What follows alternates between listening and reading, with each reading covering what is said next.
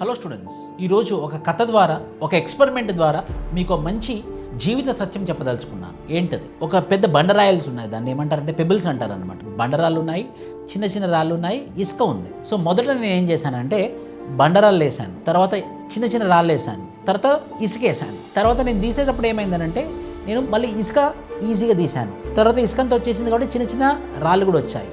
చిన్న చిన్న రాళ్ళు కూడా వచ్చాయి కాబట్టి పెద్ద పెద్ద బండలు కూడా వచ్చేసాయి. తర్వాత నా ఫ్రెండ్కి చెప్పాను, నేను ఇలాంటిదే నువ్వు చెయ్యి అని చెప్పేసి. వాడు తొందరపడి ఏం చేశాడంటే ఫస్ట్ ఇసుక వేసాడు, ఇసుక మొత్తం నిండిపోయింది. తర్వాత చిన్న రాళ్ళు తీసుకున్నాడు, చిన్న రాళ్ళు వేసాడు, చిన్న రాళ్ళతో నిండిపోయింది.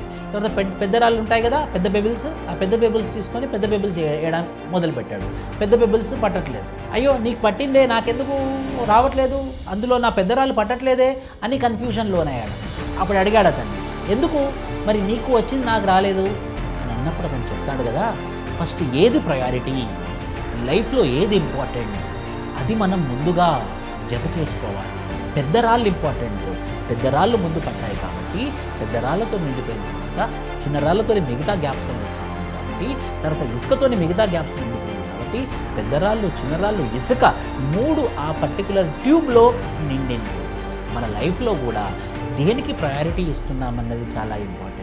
మన లైఫ్లో ఫస్ట్ మనం ఇసుక వేసామనుకోండి, ఎంటర్టైన్మెంట్, ఎంజాయ్మెంట్ వేసామనుకోండి, పెద్ద ప్రయారిటీ ఏంటది? మన అంబిషన్, మన గోల్, మన పేరెంట్స్ని చక్కగా చూసుకోవడం, మన పేరెంట్స్ని సుఖపెట్టడం, మన పేరెంట్స్ కోసం మనం మన జీవితాన్ని వాళ్ళకి ఏదైనా అచీవ్మెంట్ రూపకంగా ఇవ్వడం, లేకపోతే మన డ్రీమ్స్ కోసం మనం బతకడం, అది పెద్ద రాయి, అది పెద్ద ప్రయారిటీ.